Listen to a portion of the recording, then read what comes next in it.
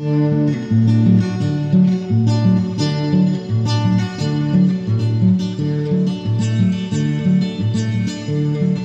isang lumang bahay, may taong malungkot umiiyak.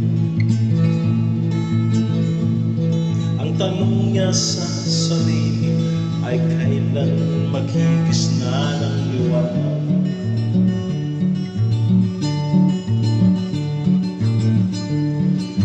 Malayo ang iniisip at nakakuyuyat mga palakad. Bakit daw siya nagturo sa kasalanan di niya ginawa?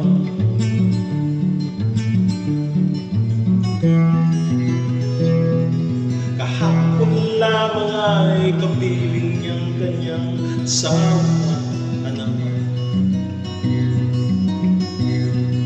Namumuhay ng tahimik sa isang munting tahanang may tuwa. Ang kaligayahan ay pinutol ng isang paratang sa kanya. Siya raw ang may sala sa isang krimen na di naman niya ginawa.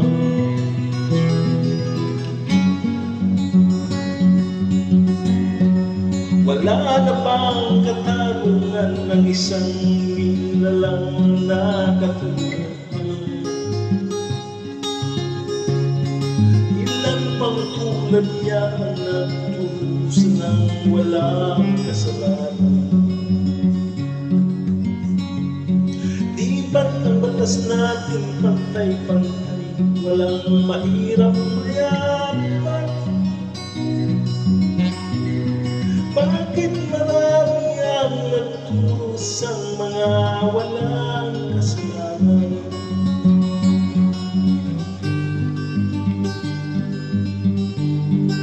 Mga ilang araw na lamang hahanapin na niya ang hitayan.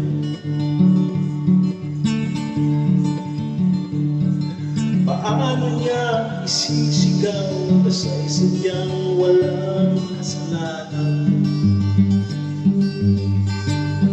Tanging ang Diyos lamang ang siyang saksi, siyang nakakaalam.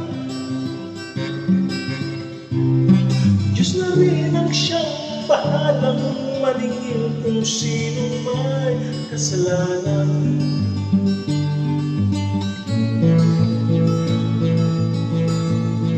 Dumating na araw, haharapin na niya ang kanyang kamatayan. Sa isang buong baka na kay dami ng buhay na ikaw. Kung ang batas ng tao minsan ay di mo maintindihan, ilan pang tulad niya ang nagturusan ng wala